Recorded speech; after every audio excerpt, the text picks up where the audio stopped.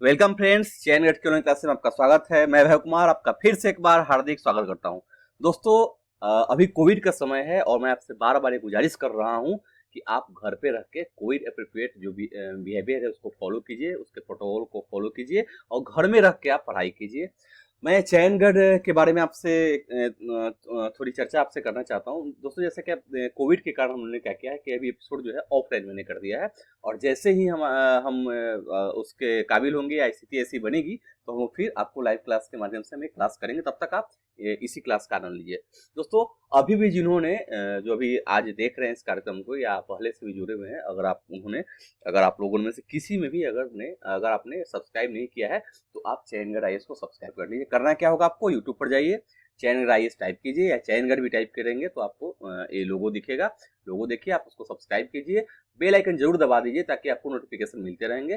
साथ ही साथ दोस्तों के साथ इसको शेयर कीजिए, कमेंट कीजिए। कमेंट करने से हम लोग क्लास में एक तरह से जुड़ाव होता है, महसूस होता है।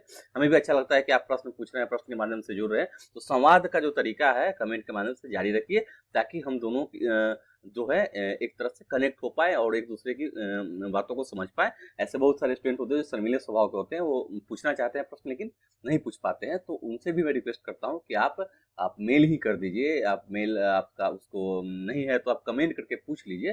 शर्मिंदगी की कोई बात नहीं है। आप नहीं जानते हैं तो कोई बड़ी बात नहीं। सीखना जो है वो बहुत जरूरी होता है और हम अचानक बहुत कुछ नहीं सीख पाते हैं, हम धीरे धीरे नहीं सीख पाते हैं। तो प्रश्न पूछना चाहिए क्योंकि प्रश्न करना, संवाद करना बहुत ही जरूरी है। खासकर कोई भी अधिकारी बनने के क्रम में या पढ़ाई के क्रम में अगर आप ये सब नहीं करेंगे तो फिर आपको दिक्कत होगी। दोस्तों, तो हम अभी क्या कर रहे हैं आपको पता है, एनसीईआरटी का ये कार्यक्रम चलाया जा रहा है। एनसीईआरटी के कार्यक्रम में आपको मैंने क्लास 6 की एनसीईआरटी कवर करा दी है, अध्याय 1 से अध्याय 11 तक। अभी हम लोग क्लास 7 है उसका अध्ययन कर रहे हैं और 9 जो चैप्टर है अध्याय 9 तक हमने कवर कर लिया है। अगर आज कोई जुड़ रहे हैं, कोई स्टूडेंट और उसके घबरा रहे हैं कि आखिर इतना मैंने नहीं पढ़ा, आज से क्यों जुड़ूं, तो उनको बता दूं कि आज से कार्यक्रम जुड़िए, कोई दिक्कत नहीं है। बाद में जाके आप प्लेलिस्ट में, चैनल की प्लेलिस्ट में जाइएगा, उसको आप देख लीजिएगा, उसको दिक्कत नहीं होने वाली है। फिर भी दिक्कत है तो मैं एक बार और कभी न कभी कोशिश करूंगा कि आपको अपडेट कर दूं या आप वीडियो देखें। अब उसमें भी समझ नहीं आया तो कभी न कभी एक ऐसा क्लास बना दूंगा जिसमें समग्र अवलोकन का एक क्लास होता है जिसमें हम एक बार डिटेल में बताते हैं। तो कभी न कभी वो समय आएगा, वो मैं कर दूंगा। आप धीरे धीरे क्या कीजिए, इसके बाद इस वीडियो को देखने के बाद समय मिलता हो तो अपनी सुविधा आप देख लीजिए, अपनी पढ़ाई का जो रूटीन है उसको फॉलो करते हुए एक समय बना लीजिए। आप पिछली वीडियो को जाकर देख सकते हैं। तब तक अभी अब क्या करना है आपको कि अभी कलम और आप कलम और ले लीजिए, कोई डायरी ले लीजिए जो आप बनाते हैं, जिसमें नोट्स बनाते हैं। उसमें आपको जो इंपॉर्टेंट लगे उसको लिख दीजिए ताकि बार बार आपको वीडियो ना देखना पड़े या बार बार कहीं और सोर्स पर नहीं जाना पड़े। दोस्तों, तो कार्यक्रम शुरू करते हैं। हम जो है अध्याय 10 आज पार्ट 2 का वीडियो है। पार्ट 1 हमने इसका कर लिया था। थोड़ा सा आपको रिकॉल कर देता हूँ क्योंकि जो नए जुड़े होंगे वो थोड़ा इससे क्लास से जुड़ जाए। तो आज का जो ये है टॉपिक है वो आप देखिए, हम बात कर रहे हैं 18वीं शताब्दी में नए राजनीतिक गठन। इसकी बात हमने की थी, इसकी वीडियो पड़ी हुई है, चैनगढ़ के प्लेटफॉर्म पे जाइएगा, ऑनलाइन में प्लेलिस्ट में आप एनसीईआरटी के सेक्शन में जाएंगे तो इसका पार्ट 1 पड़ा हुआ है, आपने नहीं देखा तो देख लीजिएगा।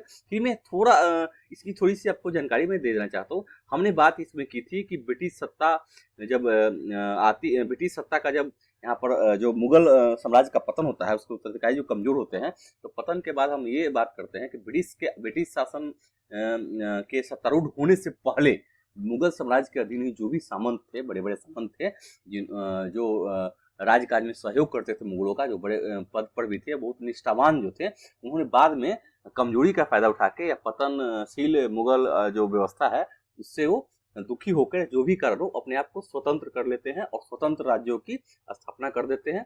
और इसकी चर्चा हमने की थी। तो हमने इस मैप में भी देखा था कि जो मुगल की सीमा है, ये मुगल की सीमा दिखाई जा रही है डॉटेड लाइन में, ये ब्लैक जो डॉट लाइन है इसमें मुगल की सीमा आप देख रहे हैं।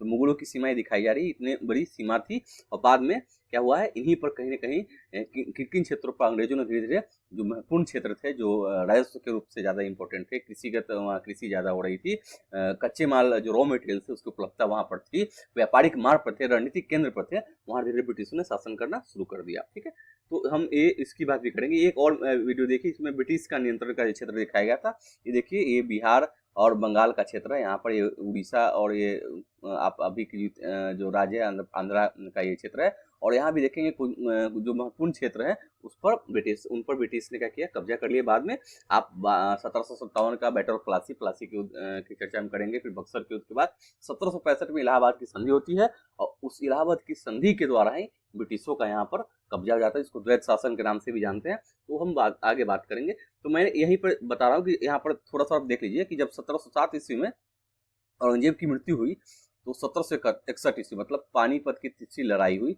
के दौरान उपमहाद्वीप में उत्पन्न हुई नई राजनीतिक शक्तियों के बारे में हमको इसमें पढ़ना है। तो नई राजनीतिक शक्तियां कौन है, तो पहले हम बात इसमें किए थे, हमने किया था पिछले वीडियो में, देखिएगा। प्रवर्ती मुगलों के लिए संकट की स्थिति क्यों थी, तो बाद के जो मुगल आ रहे हैं, प्रवर्ती नहीं, प्रवर्ती मतलब बाद के, मुगलों के बाद उनके संकट उनके लिए क्यों, तो एक तो मैंने बताया था कि मनसबदारी जो संकट है, खासकर जागीरदारी संकट जो है वो भी कारण था। संसाधन उतने मात्रा में नहीं रह पाए थे और ज़्यादा से ज़्यादा जो मनसबदार की संख्या हुई थी उनके पास भूमि जो है जो धीरे उनका छोटा किया जाने लगा।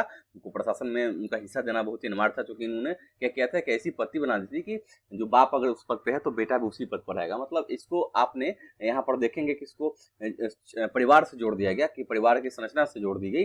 बाद में औरंगजेब के बाद देखा, अंग्रेज के समय ही आके बहुत मनसबदार लोग हो गए थे, लेकिन बाद के काल में देखेंगे उनका प्रभाव भी ज़्यादा बढ़ जाता है, ग्रुप बन जाते हैं ईरानी तुरानी, और किसी भी तरह जो है औरंगजेब जो है जब उसकी मृत्यु होती है तो उत्तराधिकारी इस संकट को नहीं संभाल पाते हैं और बहुत ही कम समय में उस संकट उसका पतन हो जाता है। जिसका फायदा खासकर उसको ब्रिटिश कंपनी ज्यादा उठाती है। और भी बहुत सारी पैरेलल कंपनियां हैं, फ्रेंच कंपनी भी है, डेनिश कंपनी भी है, लेकिन उन लोगों को उतना फायदा नहीं होता है, वो उतना यूज नहीं कर पाते हैं जितना फायदा ब्रिटिशों को होता है। उसकी चर्चा हम बाद में करेंगे आखिर।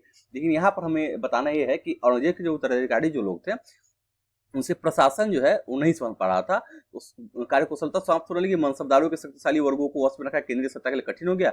यही देखेंगे यहाँ पर कि जो भी सुधार के रूप में जो अभिजात जो थे वो राजस्व सैन मतलब दीवानी और फौजदारी दोनों कार्यों पर नियंत्रण रखते थे। यही लोग आगे क्या करेंगे, मुगल से स्वतंत्र राज्यों की स्थापना कर देंगे। तो उन्होंने क्या की, उनके पास राजनीतिक शक्ति पहले से थी, आर्थिक और सैन्य शक्तियां भी उनको मिली हुई थी, प्रशासन के महत्वपूर्ण पद पर थे। तो वहां क्या करते हैं, जैसे सुधार में प्रांत अपना नियंत्रण सूच के राजधानी में पहुंचने वाले राजस्व की मात्रा में कमी आती गई। मतलब ये देखें कि जो मुगल का जो मान लीजिए ये मुगल का क्षेत्र है, यहाँ बहुत सारे प्रांत बटे हुए। प्रांत को मैं इस प्रकार दिखा सकता हूँ, यहाँ एक प्रांत है, एक प्रांत की सीमा यहाँ से यहाँ तक, इस प्रकार के जो भी प्रांत है, कुछ बड़े कुछ छोटे। तो यहाँ पर जो पहले लोग शासन कर रहे थे, तो पहले क्या करना होता था इनको कि राजस्व वसूल के आपको केंद्र को भेजना होता था। तो बाद में क्या करेंगे, ये राजस्व की मात्रा में कमी आती जाएगी, ये अपना खर्च ज्यादा बताएंगे और यहाँ पर क्या करेंगे, वो ज्यादा से ज्यादा उसका उपभोग करने लगेंगे। तो धीरे धीरे केंद्र के पास राजस्व की कमी होगी और ये स्वतंत्र व्यवहार आगे चल के करने लगेंगे। जैसे ही केंद्र की शक्ति कमजोर हुई, ये क्या करेंगे, सिर्फ एक औपचारिक तौर पर उनसे संबंध रखेंगे, बाकी सारा नियंत्रण इनके हाथों में हो जाएगा।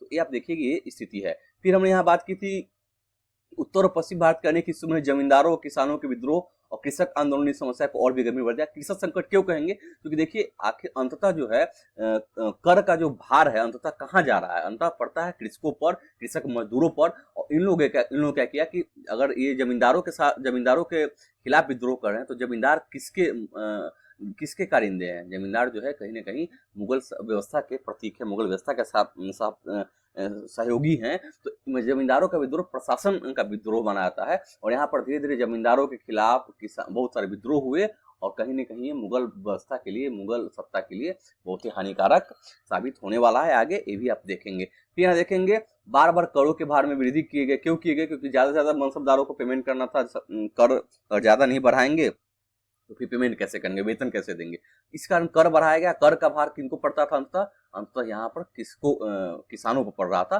तो धीरे धीरे आप देखेंगे कि ये जो सारी तमाम जो चीजें हो रही हैं, इन्होंने क्या किया, कहीं ना कहीं एक सहयोग का एक उद्गार का काम किया मुगल पतन में। ठीक है, क्योंकि ज्वालामुखी अचानक नहीं, उसमें धीरे धीरे कहीं ना कहीं विस्फोट की प्रक्रिया शुरू हो चुकी थी। जो लावा है पहले से प्रिपेयर हो गया था असंतुष्टि के रूप में, अंततः लावा फूट पड़ा, मुगल साम्राज्य का पतन हो गया और क्षेत्रीय सामंतों ने उसका लाभ उठाया और अपने स्वतंत्र राज्य कायम कर लिए। इस चैप्टर में हम उसी की चर्चा करने वाला है। तो थोड़ा जल्दी चलते हैं। यहाँ देखिए धीरे धीरे राजनीतिक व आर्थिक सत्ता प्रांतीय सूबेदारों, स्थानीय सरदारों, अन्य समूह का हाथ में आ रही है औरंगजेब को तरह के इस बदलाव को न रोक सके। मेरे कहने का अर्थ है कि मैं यही बताना चाह रहा हूँ कि जैसे ही यहाँ पर औरंगजेब की मृत्यु के बाद जो उनके उत्तराधिकारी थे वो अक्षम थे, मतलब सक्षम तो नहीं उनको बोलेंगे, अक्षम थे, मतलब राजनीतिक सूझबूझ इनको उतनी नहीं थी। और दूसरे इनके समय में जो औरंगजेब के समय जो हायरकी बनाया गया था, इस हायरकी में और भी बदलाव, ब्रांच और भी बढ़ते चले जाएंगे। तो इन सभी का वेतन देना इनके लिए, इन सभी को मिला के रखना इन उत्तराधिकारियों के लिए के वश में नहीं थी। और धीरे धीरे इन्होंने क्या किया, अपना स्वतंत्र जो है अपना राज्य स्थापना करना शुरू कर दिया। और इन्होंने क्या किया, मुगल अर्थव्यवस्था को भी चोट पहुंचाई और अपनी अपनी अपनी स्वतंत्र और जो अर्थव्यवस्था इन्होंने कायम कर ली। तो ये शक्तिशाली हो गए और क्षेत्र, एक बड़े क्षेत्र पर इनका प्रभाव बढ़ गया और यहाँ पर स्वतंत्र रूप से व्यवहार करने लगे। तो मुगल समाज का पतन जो है, पतोन्मुखी जो व्यवस्था है और भी चरमरा गए और मुगल समाज अंततः उत्तराधिकारी जो उसके हैं वो मुगल सत्ता का क्या होता है, विध्वंस हो जाता है। और यहाँ पर क्षेत्रीय शक्तियों ने वहां पर क्या किया, अपना साम्राज्य खड़ा कर लिया। और बाद में देखेंगे इन्हीं क्षेत्रीय शक्तियों में आपस में लड़ाई होती है, संघर्ष होती है क्षेत्र के लिए, और बीच में ब्रिटिश जो है उसका फायदा उठाते हैं और कहीं ना कहीं ब्रिटिशों को पनाह देना। हालांकि अब मुगल काल के अंतर्गत ब्रिटिश जो है व्यापारी आ चुके थे, लेकिन इस काल में और भी वो लाभ उठाते हैं और परस्पर जो इनके पास वैमनस्य है उसका लाभ उठा के ब्रिटिश जो अपने आप को सत्ता पर काबिज कर लेते हैं। वो तो खैर हम आगे पढ़ेंगे।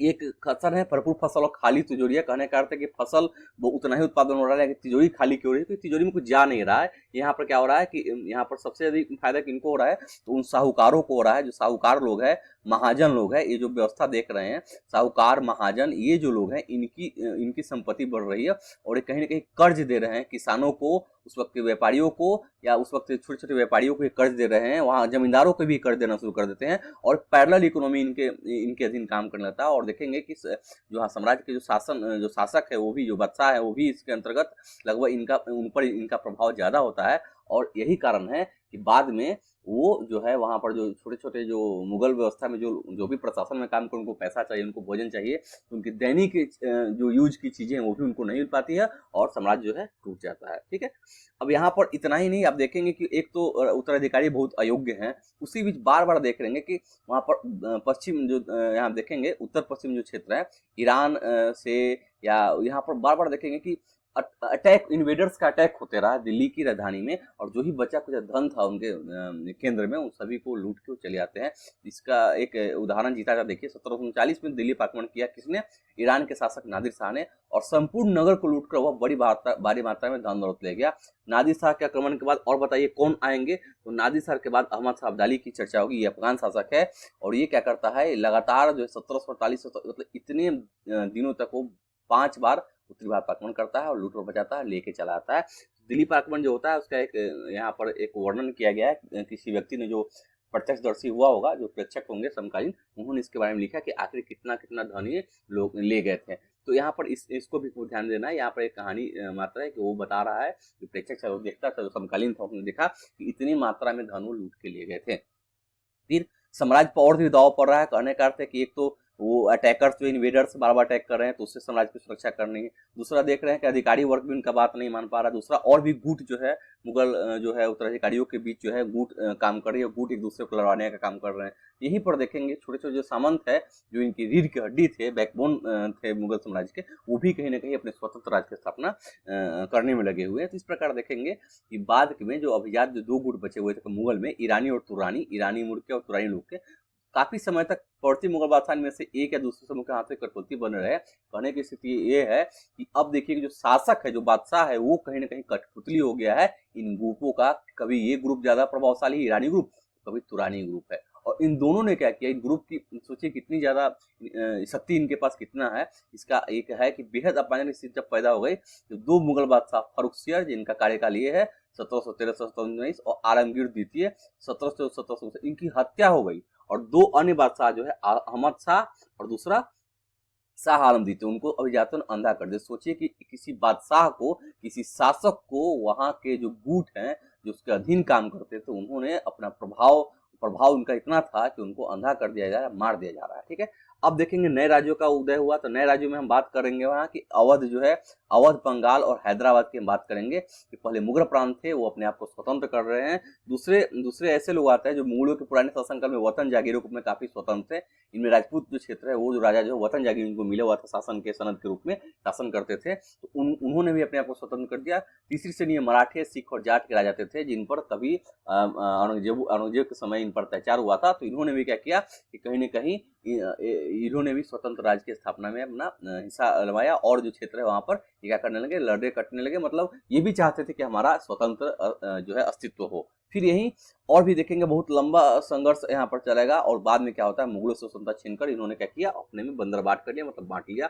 अब पुराने मुगल प्रांत क्या थे, तो पुराने मुगल प्रांत में जिन उत्तराधिकारी राज्यों को उदय हुआ उनमें से 3 राज्य प्रमुख थे, अवध, बंगाल और हैदराबाद। अब अवध, बंगाल, हैदराबाद के बारे में यहाँ मैंने पिछली वीडियो बनाई, इसलिए मैं ज्यादा यहाँ पर डिस्कस नहीं करूंगा आपसे। हैदराबाद में मैंने बताया था कि निजामुल मुल्क आसफ जहाँ जो है 1724 से 1748 का कार्यकाल है, तो हैदराबाद की स्थापना की मुगल बादशाह फर्रुख के दरबार का एक अत्यंत क्या था, अत्यंत ही शक्तिशाली सदस्य था। उसे सर्वप्रथम अवध की सूबेदारी सौंपी गई थी और बाद में उसे दक्कन का कार्यभार दे दिया गया था, तो अनुभवी तो था ही पहले से है। 1720-22 के मध्य दक्कन प्रांतों का सुधार होने की वजह से आसफ जहाँ के पास पहले से राजनीतिक और वित्तीय प्रशासन का पूरा नियंत्रण था। दक्कन में होने वाले उपद्रव मुगल दरबार में चले प्रतिशत फायदा उठाकर उसने सत्ता हथियाई तथा तो क्षेत्र का वास्तविक शासक बन गया। मतलब ये क्या हो रहा है कि एक सामंत से उठकर एक स्वतंत्र राज्य का स्थापक के पद पर जा बैठा। आसफ जहाँ अपने लिए कुशल सैनिकों तथा प्रशासनों को उत्तरी भारत से लाया था, वे दक्षिण में नए अवसर पाकर प्रसन्न थे। उसने मनसबदार नियुक्त किए और निजागिरी प्रदान की। अब यहाँ देखिए कि जो भी स्वतंत्र शासक है, उनको मुगल के अधीन जो भी प्रशासन पर उनको भरोसा नहीं था, उन्होंने मुगलों द्वारा नियुक्त जो प्रशासन बादशाह जो नियुक्त जो है, उनको हटा के अपने विश्वास पात्र को ही रखेंगे ताकि कभी इनसे सत्ता न छीन ली जाए। तो ये काम करेंगे अपनी सुरक्षा के दृष्टिकोण से। तो मुगल बादशाह क्या कर रहे हैं कि उन्होंने यहाँ पर इनकी शक्ति की बात की जाए कि दिल्ली में इनके इतना प्रभाव था कि मुगल बादशाह तो केवल निजाम उल मुल्क आसफ जहाँ द्वारा पहले से लिए गए निर्णयों की पुष्टि किया करते थे। कहने का अर्थ है कि प्रभाव देखिए कितना प्रभाव है आसफ जहाँ का मुगल बादशाह पर, कि अगर ये कोई निर्णय ले ले तो बादशाह से पुष्टि करते थे। मतलब समझिए कि बादशाह जो है स्व निर्णय का अधिकार उनको शायद नहीं था, वो हामी भर देते थे क्योंकि उनको पूरा विश्वास था कि ये जो है सही कदम उठाएंगे राज्य के विकास के लिए, राज्य के हित में। हैदराबाद राज्य पश्चिम को मराठों के विरुद्ध पठारी क्षेत्र के स्वतंत्र तेलुगु सेना से युद्ध करने में सदा समर्थ रहता था। पूर्व दिशा में निजाम उल मुल्क आसफ जहाँ कोरमंडल तथा वस्त्र उत्पादक धन संबंध क्षेत्र अपना नियंत्रण प्राप्त करने की महत्वाकांक्षा रखता था। कहने का अर्थ है कि ये भी जो है, यहाँ देखेंगे निजाम उल मुल्क आसफ जहाँ ये कोरमंडल तट जो देखेंगे, जिसको हम चोल मंडल पहले बोलते थे प्राचीन भारत में, तो ये जो बंगाल के खाड़ी के किनारे जो है, यहाँ पर आप ये भी देखेंगे कि इन क्षेत्रों में क्या होता है कि इन क्षेत्रों में एक तो पहले से यहाँ पर कपास की खेती होती है, वस्त्र उत्पादन के दृष्टिकोण से संपन्न क्षेत्र है। वहाँ गोदावरी, कावेरी इत्यादि का जो बेल्ट है, बहुत सारी जो नदियाँ छोटी, वहाँ पर उपजाऊ भूमि भी है। तो इन क्षेत्रों का महत्व है। यहाँ व्यापार वाणिज्य के लिए बहुत सारे ऐसे बहुतायत जो है आयात निर्यात का एक केंद्र भी है। तो इनका लोकेशन है, इन पर इनका अधिकार था। और यहाँ पर क्या करते हैं कि वहाँ पर ये क्या करता है कि यहाँ पर इनका नियंत्रण होता है। और बाद में देखेंगे कि इन्हीं क्षेत्रों पर जो बहुत ही ज्यादा प्रभावशाली क्षेत्र है, उन पर ब्रिटिश जो है धीरे धीरे अपनी उपस्थिति जारी रखेंगे। अब निजाम की फौज का एक वर्णन है कि उसके फौज में 400 हाथी सवार है, इतना कुछ वर्णन किया गया। और 100 रुपये उस वक्त सांकेतिक वेतन जो 100 रुपये से ज्यादा है, मतलब कहने का 100 रुपये की बात की जाए, सोचिए उस वक्त 100 रुपया आज के हिसाब से आप बात कीजिए कितनी बड़ी रकम है। फिर अवध की बात करेंगे, बुरानु मुल्क सादत खान, ये 1722 में अवध का सूबेदार नियुक्त किया गया था। मुगल साम्राज्य के विघटन होने पर जो राज्य बने उनमें यह राज्य सर्वाधिक महत्वपूर्ण राज्यों में से एक था, क्योंकि अवध जो है केंद्र से करीब है, दिल्ली से बहुत करीब है। अवध एक समृद्धशाली प्रदेश था जो गंगा नदी के उपजाऊ मैदान में फैला हुआ था, और उत्तरी भारत तथा बंगाल के बीच व्यापार का मुख्य मार्ग उसी से हुआ। मतलब रणनीतिक दृष्टिकोण से, आर्थिक दृष्टिकोण से भी बहुत ज्यादा इंपॉर्टेंट अवध रहा है। यहाँ पर अवध के जो शासक है, यहाँ बुरान मुल्क का फिगर दिया गया है, उन्होंने क्या किया, बाद में बुरान मुल्क जो है इनको अवध की सूबेदारी भी मिली हुई थी, दीवानी और फौजदारी एक साथ अपने हाथ में ले ली, और सूबे के राजनीतिक, वित्तीय और सैनिक मामलों का एकमात्र कर्ता बन गया। अब बाद में यही बुरान मुल्क है जो अवध क्षेत्र में मुगल प्रभाव को कम करने के लिए मुगल द्वारा नियुक्त अधिकारियों, मतलब जगीरदारों की संख्या में कटौती कर दी, और अपने आकार में भी कटौती की, और उस स्थानों पर अपने निष्ठावान सेवकों को नियुक्त किया। धोखाधड़ी को रोकने के लिए बार बार जो जागीर होते थे उनके खातों व लेखों की जांच कराई गई इनके द्वारा। नवाब के द्वारा नियुक्त अधिकारियों द्वारा सभी जिलों के राजस्व का फिर से निर्धारण किया गया, और बहुत सारे ऐसे क्षेत्र में जो है वहां पर बाद में क्या करता है, ये राजपूत जमींदारों, रोहिलखंड, कप्तान, उपजाऊ भूमि, कृषि भूमि को अपने राज्य में ला लिया। मतलब ये इनका जो क्षेत्र छोटा था उसको धीरे धीरे करके बड़ा क्षेत्र में विकसित हो गए, तब तक जब तक कि वहां पर मराठों द्वारा और उनके द्वारा राजपूतों द्वारा संघर्ष की स्थिति नहीं आएगी। बाद में उनको ये रोक देते हैं, ध्यान रखिएगा। फिर क्या किया, इन्होंने क्या किया, सबसे पहले इजारते जो व्यवस्था है, मतलब ठेका पर जो हम देते हैं बोली लगा के जो लगान लगाने वाले, ये इस व्यवस्था की शुरुआत ये पहले करता है। राज्य ऋण प्राप्त करने के लिए स्थानीय सेठ साहूकारों महाजनों पर निर्भर रहता था। राज्य राजस्व का ठेका सबसे ऊंची बोली लगाने वाले इजारत को देता था।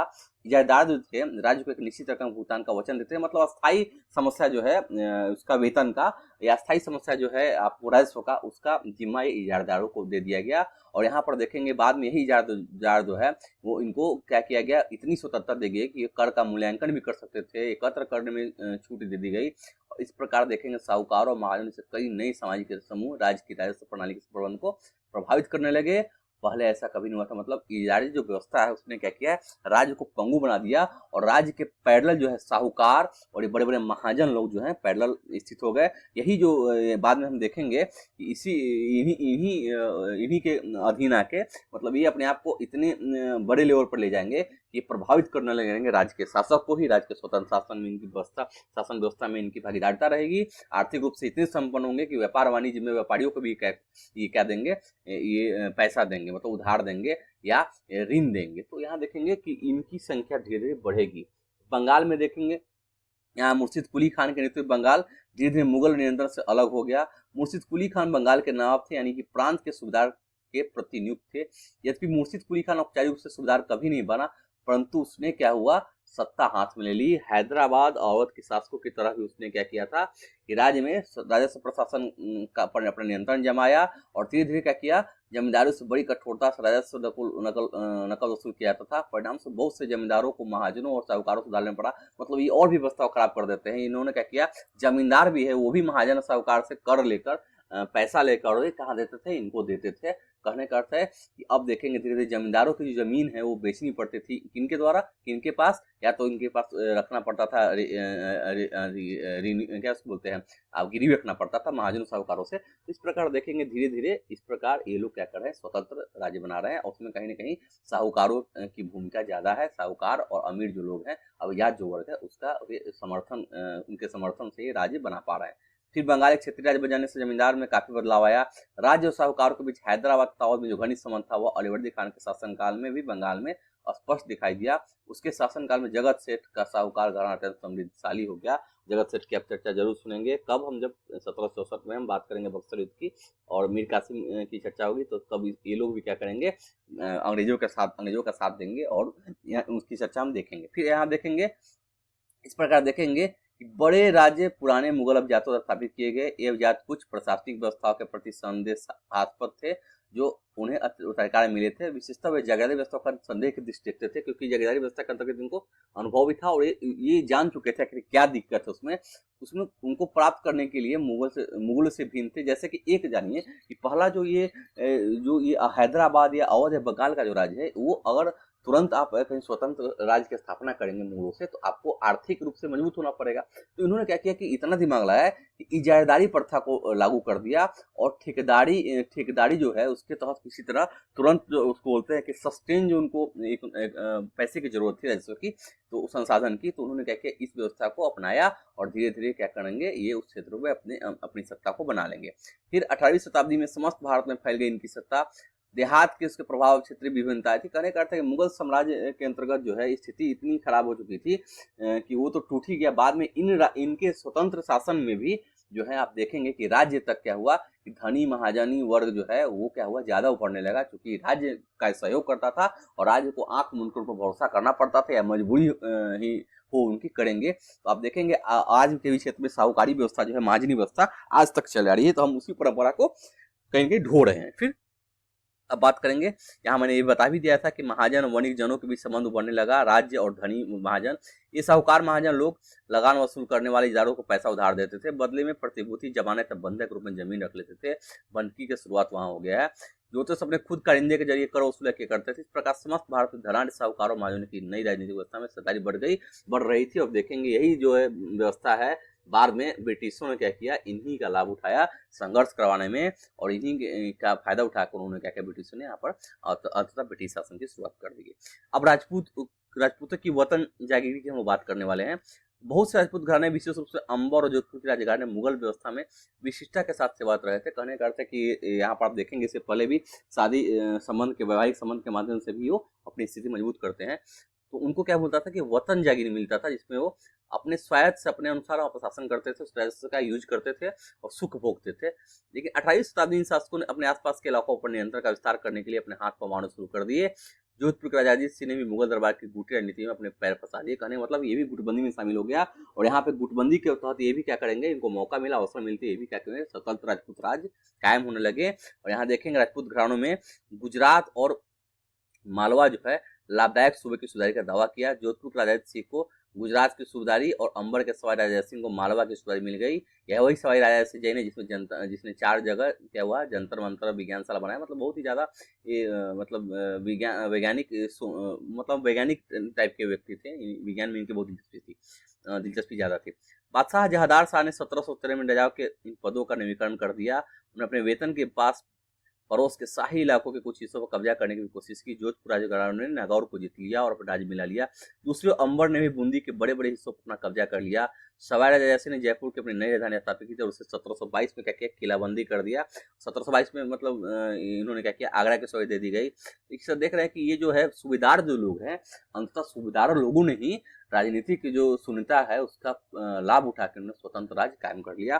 फिर इतने राजस्थान में के बाद लेकिन मराठों से इनका जब संघर्ष होता है, सिखों से, तो इनका रजवाड़ा जो है वहां पर इनका जो है ज्यादा क्षेत्र तक नहीं फैल पाते, उनका विस्तार रुक जाता है क्योंकि संघर्ष की स्थिति बन जाती है। यहाँ चित्तौड़गढ़ का किला दिखाया गया है और इन्होंने बड़े बड़े किला का निर्माण किया सुरक्षा के दृष्टिकोण से, एक अलग राजधानी बनाई जो रणनीतिक तौर पर आज भी राजस्थान में जाएंगे तो ये आज के पर्यटक स्थल है, आप भी घूम सकते हैं।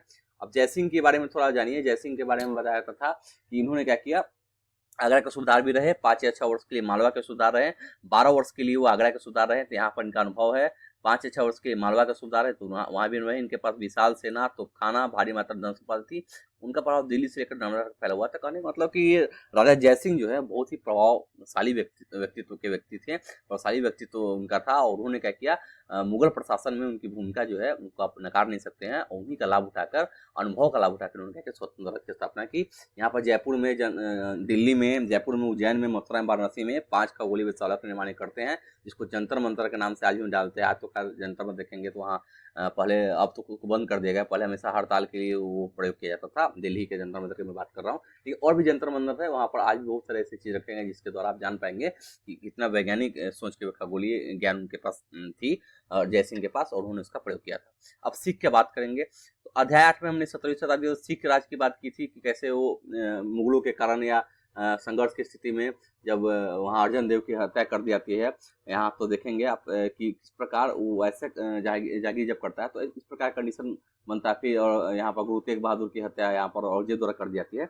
इस प्रकार देखेंगे कि वहाँ सिखों में एक प्रकार से देखेंगे कि बहुत ही विक्षोभ उत्पन्न होता है और वो क्या करते हैं, धार्मिक जो पंथ है उसको राजनीतिक सत्ता के रूप में व्यवहार करने लगते हैं और दोनों पद को मिला के खालसा की स्थापना गुरु गोविंद सिंह करते हैं। और सिख भी क्या करते हैं, शासन में अपनी भागीदारिता शुरू कर देते हैं। ठीक है, गुरु गोविंद सिंह ने 1699 में खालसा पद की स्थापना से पूर्व उसके पश्चात राजपूत और मुगल शासकों के खिलाफ कई लड़ाई लड़ी।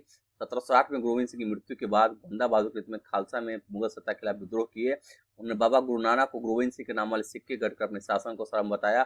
सतलज और नदी किनारे अभी भी देखेंगे कि आप रंजीत सिंह की जब बात करेंगे तो उतने बड़ा सिख राज्य को उन्होंने जो मिसल थे, उन मिसलों में रंजीत सिंह का जो मिसल था बहुत ज्यादा सुरकचिया मिसल के थे वो, और बहुत प्रभावशाली थे। रंजीत सिंह के बारे में बोला जाता था कि रंजीत सिंह इतने बहादुर थे कि अंग्रेजों से वो लोहा ले सकते थे, लेकिन उन्हें वो हिम्मत नहीं दिखाई।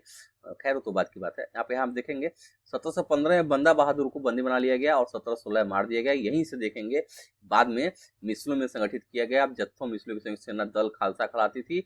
और यही जो खालसा है इन्होंने क्या किया, अमृतसर में अपना केंद्र बनाया। उन्होंने एक व्यवस्था शुरू की और धर्म को सत्ता के रूप में एकीकरण, धर्म और सत्ता का एकीकरण हो गया, एक हो गए दोनों। और इस प्रकार यहाँ देखेंगे गुरु गोविंद सिंह ने बहुत दिन तक शासन किया। हमारा रंजीत सिंह की तलवार यहाँ दिखाई जा रही है, रंजीत सिंह जिस तलवार को यूज करते थे, तो ये आप ध्यान में रखेंगे। 10वें गुरु गोविंद सिंह का फिगर है, यहाँ भी देख लीजिए इसको। इस सब चैप्टर में हम पढ़ चुके हैं। अब हमें बात करना है कि अब इन्होंने क्या किया, गुरु गोविंद सिंह ऐसे कोई भी संगठन बनाएंगे तो क्या करेंगे, आप उसके लिए कुछ चलाने के लिए उसमें कुछ न कुछ धन की जरूरत होगी। तो ये क्या करते थे कि उपज का 20% कर के रूप में लेके बदले में संरक्षण प्राप्त करते थे, कौन, खालसा द्वारा किया जाता था। गुरु गोविंद सिंह ने खालसा को वेद किया कि शासन उसके भाग्य में है, राज करेगा खालसा, इनका बहुत ही महत्वपूर्ण लोगो है। अपने सुनियोजित संगठन के कारण खालसा पहले मुगल सुधार के खिलाफ और फिर अहमद शाह अब्दाली के खिलाफ सफल विरोध प्रकट कर सका। अहमद शाह अब्दाली ने मुगलों से पंजाब का सभी प्रांत और सरहिंद की सरकार को अपने कब्जे में कर लिया था। खालसा ने 1765 में अपना सिक्कागढ़ का सार्वभौम शासन की घोषणा की, तो औपचारिक रूप से 1765 में शासन करने लग रहे हैं। यह महत्वपूर्ण है कि सिखों पुस्तक शब्द वही थे जो बंदा बहादुर के समय खालसा के आदेश में पाए जाते थे, तो उनको सम्मान देने का काम इन्होंने किया। 18वीं शताब्दी के अंतिम भाग में सिख इलाके सिंधु से यमुना तक फैले हुए थे, वे विभिन्न शासकों में बटे हुए थे। इनमें से एक शासक महाराणा रणजीत सिंह ने विभिन्न सिख समूह में फिर से एकता कायम करके 1799 में लाहौर को अपनी राजधानी बनाई, इसके बारे में पढ़ेंगे। अब यहाँ बात करेंगे शिवाजी का एक वर्णन यहाँ किया गया है, तो यहाँ फिगर भी देखिए शिवाजी का। तो यहाँ पर देखिए 17वीं सदी के अंत तक दक्कन शिवाजी के नेतृत्व में एक शक्तिशाली, यहाँ दक्कन जो है शिवाजी के नेतृत्व में एक शक्तिशाली राज्य के उदय की शुरुआत हुई, उसमें अंततः एक मराठा राज्य की स्थापना हुई। शिवाजी का जन्म 1630 में शाहजी और जीजाबाई से हुआ। अपनी माता और अभिभावक दादा कोंडदेव के मार्गदर्शन में शिवाजी कम उम्र में ही विजय पथ पर निकल पड़े, अनुभव का असर होता है। ठीक है, जावली पर कब्जे ने उन्हें मवाला पठारों का विवादित मुखिया बना दिया, जिसने उन्हें क्षेत्र विस्तार का पथ प्रशस्त किया। मतलब शुरू में ही इन्होंने अपने कुशलता को दिखाया कि योग्य है। बीजापुर और मुगलों के खिलाफ उनके कारनामों ने उन्हें विख्यात व्यक्तित्व बना दिया और वे विरोधियों के खिलाफ प्रायः गुरिल्ला युद्ध कला का प्रयोग करते थे। गुरिल्ला के बारे में चर्चा करेंगे। गुरिल्ला पत्ती से ही इन्होंने बहुत ही गुरिल्ला पत्ती में क्या होता है, जंगल में एक ये पत्ती है, लड़ाई की पत्ती है, जंगल में छिप छिप के बार बार अटैक करना, एक गुट बना के अटैक करते थे, बार बार अटैक करते थे, फिर छिप जाते थे, फिर अटैक करते थे। इस प्रकार उनका नाश नहीं हो सकता था, बड़े बड़े क्षेत्र में विकसित होते हैं और छिप जाते थे। जो चौथ अवसर देव पर आधारित राजस्व संग्रह प्रणाली की सहायता से उन्होंने एक मजबूत मराठा राज्य की नींव रखी और उनके बारे में चर्चा की जा रही है। फिर हम मराठों की बात करेंगे।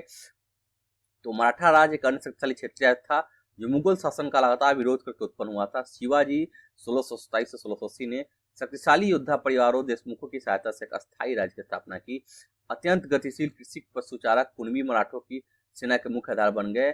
शिवाजी ने प्राय यही जो पशुचारक है, ये गुरिल्ला पत्ती निपुण थे और उन्हीं की मदद से इन्होंने शासन युद्ध बहुत सारे युद्ध किए भी थे। शिवाजी ने मुगलों को चुनौती देने के लिए एक सैन्य बल का प्रयोग किया। शिवाजी की मृत्यु के पश्चात मराठा में प्रभावी शक्ति चित्पावन ब्राह्मणों के एक परिवार के हाथों में रही, जो शिवाजी के उत्तराधिकारियों के शासनकाल में पेशवा प्रधानमंत्री को अपनी सेवाएं देते रहे। पुणे मराठा राज्य की राजधानी बन गया। पुणे के पेशवा जो है, वहाँ बात हम करेंगे कि मराठा राज्य की राजधानी उसको बना दिया गया है। फिर हम देखेंगे पेशवाओं की देखरेख में मराठों ने एक अत्यंत सफल सैन्य संगठन का विकास कर लिया। मतलब पेशवा जो है मार्गदर्शक मंडल का काम उनके लिए कर रहे हैं। उनकी सफलता का रहस्य यह था कि मुगलों के किलाबंद इलाकों में टक्कर न लेते हुए उनके पास से चुपचाप निकलकर शहरों कस्बों पर हमला बोलते थे। मुगल सेना से ऐसे मैदानी इलाका में मुठभेड़ लेते थे जहाँ रसद पाने और कुआं आने के रास्ते आसानी से रोके जा सकते। मतलब रणनीति इतनी अच्छी थी कि मुगल सेना को वैसे क्षेत्र में वो जाते थे जहाँ से उनको सैनिक को रसद न मिले, खाने का सामान नहीं मिले, युद्ध का सामान न मिले और वो अंततः परास्त करके वहां पर कब्जा कर लेते थे। तो एक इनकी रणनीति थी, गुरिल्ला छापामार पत्ती के तहत काम करते थे। फिर यहाँ देखेंगे 1720 से 1761 के बीच मराठा साम्राज्य का काफी विस्तार हुआ। उसने धीरे धीरे धीरे धीरे और काफी सफलतापूर्वक मुगल साम्राज्य की सत्ता को क्षति पहुंचाई। 1720 के दशक तक मालवा गुजरात मुगलों से छीन लिए गए। 1730 के तक मराठा नरेश को समस्त दक्कन प्रायद्वीप का अधिपति के रूप में मान्यता मिल गई और साथ ही क्षेत्र पर चौथ और सरदेशमुखी कर वसूलने का अधिकार भी मिल गया। यहाँ चौथ सरदेशमुखी के बारे में एग्जाम में पूछा जाता है, तो इसके बारे में थोड़ा जानना जरूरी है क्या कि चौथ क्या है। देखिए चौथ बोला जाता है जमींदारों द्वारा वसूले जाने वाले भू राजस्व का 25%, मतलब अगर 100% है तो 1/4 को चौथ बोला गया। दक्कन में इनको मराठा वसूलते थे, दक्कन का क्षेत्र है वहां पर मराठा इसको वसूलते थे। सरदेशमुखी क्या है, दक्कन में मुख्य राजस्व संग्रहकर्ता को दिए जाने वाले भू राजस्व का 9 से 10%। जो वसूल रखे हैं, जो सरदेशमुख है, जो वसूलते हैं, उनको क्या हुआ था, भू राजस्व का उनको 9 से 10% दिए दिया था। मतलब 25% जो वसूलेंगे उसका 9 या 10% वसूलने वालों को मिलता, तो वही सरदेशमुखी है। ठीक है, इसको ध्यान रखिएगा। 1737 में दिल्ली पर धावा बोलने के बाद मराठा प्रभुत्व की सीमाएं तेजी से बढ़ी। ये उत्तर में राजस्थान और पंजाब, पूर्व में बंगाल और उड़ीसा तथा दक्षिण में कर्नाटक और तमिल एवं तेलुगु प्रदेशों फैल गई।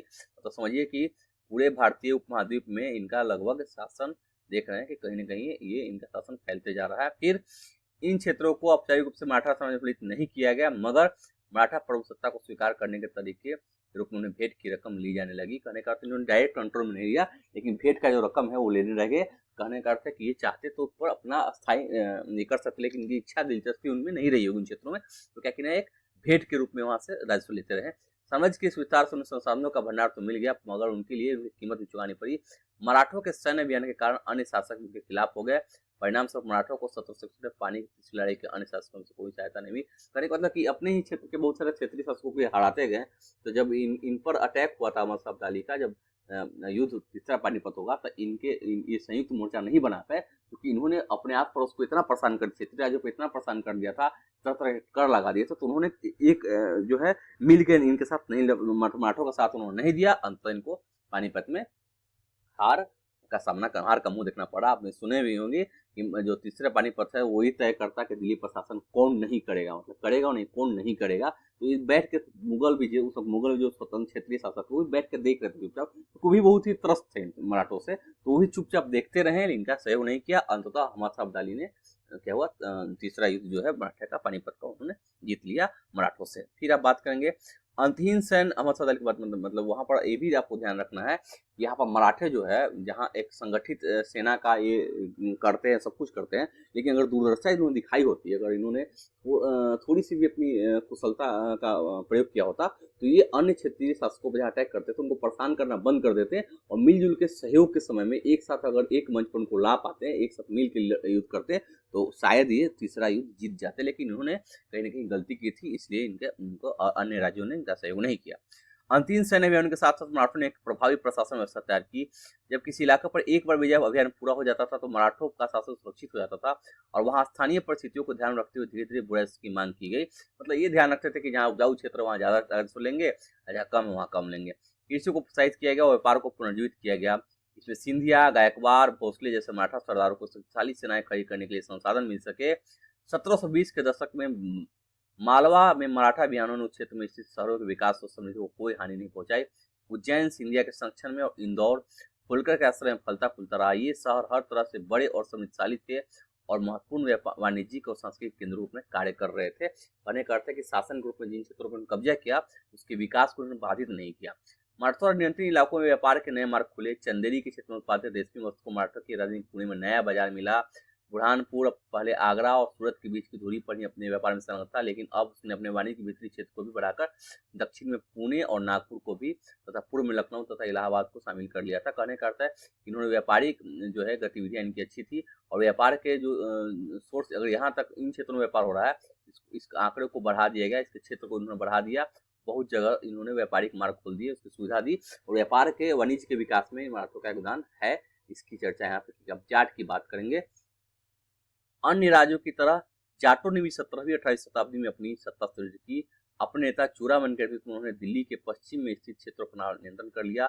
1680 के दशक तक आते आते उनका प्रभुत्व दिल्ली और आगरा के दो शाही शहरों के बीच पर क्षेत्र होना शुरू हो गया। मतलब देखिए, दिल्ली आगरा के दो शाही शहर के बीच के जो क्षेत्र है वहां पर जाटों का शासन यहाँ पर देख रहे हैं। उस कुछ अरसे के लिए वे आगरा शहर के अभिरक्षक भी बन गए। जाट समृद्ध कृषक थे, उनके प्रभुत्व क्षेत्र में पानीपत तथा बल्लभगढ़ जैसे शहर महत्वपूर्ण व्यापारिक केंद्र बन गए। सूरजमल के राज में भरतपुर शक्तिशाली राज्य को उभरा। सूरजमल जाटों का नेता बुलाता है, जिसमें ये बहुत शक्तिशाली शासक माने जाते हैं। 1739 में जब जाटों का अफलातून के नाम से ये प्रसिद्ध है। 1739 में जब नादिर शाह ने दिल्ली पर हमला बोलकर उसे लूटा, तो दिल्ली के कई प्रतिष्ठित व्यक्तित्व ने भरतपुर में शरण ली। नादिर शाह के पुत्र जवाहिर शाह के पास 30,000 सैनिक थे। उसमें 20,000 अन्य सैनिक मराठाओं के लिए, 15 सैनिक सिखों के लिए, और इन सबके बलबूते पर मुगलों से लड़ा था। कहने का अर्थ है कि यहाँ पर जवाहिर शाह जो है वो स्थानीय ही जो लड़ाकू थे, सिख थे, मराठा थे, जाट थे, उन सब से भी मदद ली थी उसने। ये बहुत बड़ी बात है भाई। यहाँ देखिए, जहाँ भरतपुर का किला जो है, जहाँ भरतपुर का किला काफी हद तक, यहाँ देखेंगे भरतपुर का किला काफी हद तक पारंपरिक शैली में बनाया गया। वहीं दीग में जाटों ने अंबर और आगरा की शैलियों का समन्वय करते हुए एक विशाल बाग महल बनवाया। शाही वास्तुकला से जिन रूपों को पहली बार शाहजहाँ के में जोड़ा गया था, दीग की इमारतें उन्हीं रूपों के नमूने पर बनाई गई थी। कहने का अर्थ है कि इन्होंने सांस्कृतिक विरासत को जरूर ढोया। जाटों ने उसका क्या किया, सम्मान भी किया। अब जाटों की शक्ति, यहाँ सूरजमल का फिगर देख लिया, फिगर शायद नहीं दिया है, लेकिन जाटों की शक्ति के सूरजमल के समय प्रकाष्ठा पर पहुंची, जिन्होंने 1756 से 63 के दौरान भरतपुर जाट राज्य को, आधुनिक राजस्थान में जो भरतपुर देखते हैं उस क्षेत्र को संगठित किया। सूरजमल के राजनीतिक नियंत्रण में जो क्षेत्र शामिल थे उसमें आधुनिक पूर्वी राजस्थान, दक्षिणी हरियाणा, पश्चिमी उत्तर प्रदेश और दिल्ली शामिल थे। मतलब इन क्षेत्रों में इनका शासन है। सूरजमल ने कई किले और महल बनवाए। भरतपुर का प्रसिद्ध लोहागढ़ का किला इस क्षेत्र में बने सबसे मजबूत किलों में से एक था। मतलब उन्होंने क्या किया, एक किला का भी निर्माण किया। 18वीं शताब्दी का दीग का राजमहल समूह, इमारत की छत पर मुख्य सभाभवन के बांग्ला गुंबद पर गौर करो। कहने के बाद एक गुंबद के बारे में बोला जाता है कि इस पर ध्यान करना है, किस प्रकार इन्होंने इसकी रचना की है। तो उन्होंने आसपास के जो कलाकृतियां हैं उसको आसपास के जो निर्माण जो या पूर्वज जो भी इससे पहले मुगल वंश के अधीन ही है, जो भी वहाँ पर स्थापत्य कला का विकास हुआ है उसका उन्होंने अनुकरण जरूर किया सूरजमल ने। और वहाँ पर दो राजधानी मतलब बड़े बड़े महल बनाए गए सूरजमल के द्वारा।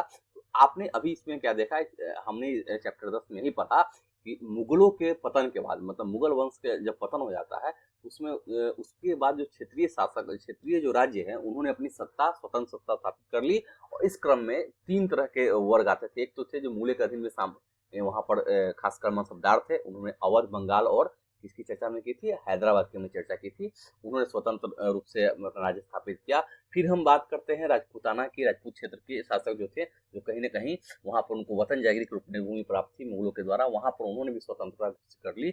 और बाद में यहाँ पर देखेंगे कि जो औरंगजेब ने जो गलती की थी दक्कन को छेड़कर, दक्कन के राज्यों को छोड़कर, वहाँ मराठा जो ने भी मराठा और यहाँ पर धीरे सिख इत्यादि जो छोटे-छोटे जो समुदाय थे इन्होंने भी क्या किया, अलग स्वतंत्र राज्य की स्थापना की। मुगलों के पतन के बाद मुगलों की स्थिति ऐसी रह गई थी कि अब धीरे-धीरे वो सिमट चुके थे और धीरे उनका अंत हो गया। आप देखेंगे आज़ादी के समय तक ही यहाँ पर खासकर औरंगजेब के समय में तो बाद में एकदम उनको एक तरह से पेंशन देके भेज दिया जाएगा म्यांमार में। तो आप देख रहे हैं कि यहाँ मुगलों के साथ जो है मुगल की जो शक्तियाँ हैं कहीं न कहीं बहुत औरंगजेब तक ही सीमित रखी। तो औरंगजेब के समय में ही आप मुगल संरचना टूटने लगी, शक्ति कम हो गई थी। लेकिन औरंगजेब को तरहकार जो है बहुत कारण उसके, बहुत सारे राजनीतिक कारण भी है, आर्थिक कारण भी है। समझ भी उनके राजनीतिक सूझ भी उनके पास नहीं रही होगी, तभी उन्होंने अवसर दे दिया। और क्षेत्रीय शासक जो है जो सूबेदार जो थे, मंसूदार के जो पद थे, उन्होंने इसका फायदा उठाया, गुट बनाया, गुटबंदी करके और शासक को अपने अधीन करके किसी भी तरह उन्होंने कब्जा कर लिया। तो ये जो टॉपिक जो अध्याय 10 है इसका सार मैंने लगभग आपको समझा दिया। अन्य तरह की हम चर्चा जरूर करते हैं कि पैरेलल जो है विश्व में क्या हो रहा है। तो विश्व में हम फ्रांसीसी क्रांति की चर्चा करेंगे 1789 से 1794। इस काल को याद रखिए क्योंकि औरंगजेब का जो समय है उसका मुगल के बाद का जो समय है उसमें वहाँ फ्रांसीसी क्रांति अन्यत्र मतलब विश्व में घट रही है। 18वीं शताब्दी भारत की विभिन्न राज्य व्यवस्थाओं में जनसाधारण को अपनी अपनी सरकारों के कार्य में हिस्सा लेने का अधिकार नहीं था। ऐसी थी पश्चिमी दुनिया में 18वीं शताब्दी काफी दशक बनी हुई थी। अमेरिका 1776, 1781 और फ्रांसीसी क्रांतियों ने स्थिति को के साथ साथ अभिजात वर्ग के सामाजिक और राजनीतिक अधिकारों को चुनौती दी। यही वो काल है जब जनसामान्य को अधिकार मिलने के लिए वो लड़े और जनसामान्य को भी अधिकार मिला। जो स्टेट की बात करेंगे, फर्स्ट स्टेट, प्रथम स्टेट, द्वितीय स्टेट, थर्ड स्टेट, तो उसमें उनको अधिकार जो है बाद में बहुत ही बड़ा क्रांति के बाद उनको प्राप्त होता है, विशेष अधिकार की समाप्ति होती है। फ्रांसीसी क्रांति के दौरान मध्य वर्गों, किसानों, शिल्पकारों ने पादरीगण, अभिजातों की विशेषता के खिलाफ लड़ाई लड़ी। उनका मानना था कि समाज में किसी भी समूह के जन्म सिद्ध अधिकार नहीं होने चाहिए, बल्कि लोगों की सामाजिक स्थिति योग्यता पर निर्भर करनी चाहिए। बहुत बड़ी बात है, योग्य जो है उसी को योग्यता के अनुसार जरूर मिलना चाहिए, कोई भी पद हो या कोई प्रतिष्ठित पद हो। फ्रांसीसी क्रांति ने के दार्शनिकों ने सुझाया कि सभी के लिए समान कानून और समान अवसर होने चाहिए। उनका यह भी कहना था कि सरकार की सत्ता लोगों से बननी चाहिए और जनता को सरकार के कार्यों में भूमिका अदा करने का अधिकार होना चाहिए। मतलब जनता ही मालिक होना चाहिए और सरकार क्या करे, जो सरकार के कार्य क्या है, जनता की सरकार के कार्यों में भूमिका अदा करने का अधिकार यहाँ पर बात की जा रही है। सोचिए, लोकतांत्रिक व्यवस्था की शुरुआत हो रही है। फ्रांसीसी और अमेरिकी क्रांति जैसे आंदोलन धीरे धीरे प्रजाओं को नागरिकों में बदल डाला। जो प्रजा थे, जो राजा का दिन थे, वो कहीं न कहीं अब जो है नागरिक रूप में परिवर्तित होने लगे। नागरिक शब्द से ही आप देख लीजिए कि नागरिक को बहुत सारे अधिकार होते हैं, इनके कर्तव्य होते हैं। तो राजा जो है कहीं न कहीं पद की ओर चला गया, राजा जो है खत्म हो गया, अब लोकतंत्र की तरफ हम लोग बढ़ रहे हैं। नागरिकता, राष्ट्रीय राज्य एवं लोकतांत्रिक अधिकारों के विचारों ने भारत में 19वीं शताब्दी के अंतिम दशकों में जड़ पकड़ी। यानी कि यहाँ पर जो 17वीं शताब्दी में घट रही है वो यहाँ भारत में 19वीं शताब्दी में, यही तो हम पर शासन कर पाए हैं, क्योंकि वो बहुत ही ज़्यादा, उन्होंने भी बहुत संघर्ष देखे, लेकिन उन्होंने क्या किया, समय के साथ उसका अनुपालन शुरू किया। भारत बहुत दिनों तक अछूता रहा था इन सब चीज़ों से। यहाँ की परंपराएं अलग थी, यहाँ की संस्कृति अलग थी। तो कहीं न कहीं इन्हीं कारण से हम उनके गुलाम हो गए। गुलाम होने के बहुत सारे कारण भी है, उसमें एक मत होना तो जरूरी नहीं है कि आप हमारे मत से सहमत होंगे। ठीक है, मानव के विषय में बहुत हद तक ये आपको स्वतंत्रता होती है कि आप अपने विचार, व्यक्तिगत विचार व्यक्त कर सकते हैं।